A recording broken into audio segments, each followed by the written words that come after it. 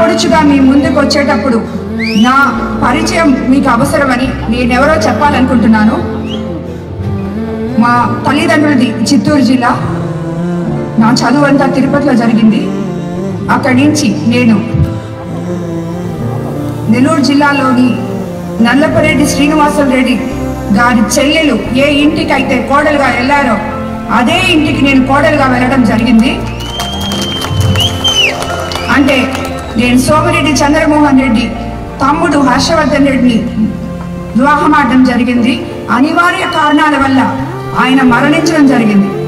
దైవ సంకల్పం తర్వాత నేను ఎంతో మందికి నిలువ నీడనిచ్చే వేమిరెడ్డి ప్రభాకర్ రెడ్డి గారిని నా కుటుంబ సభ్యుల అనుమతితో, నా అత్తగారింటి అనుమతితో, నా బిడ్డల అనుమతితో రెండో వివాహం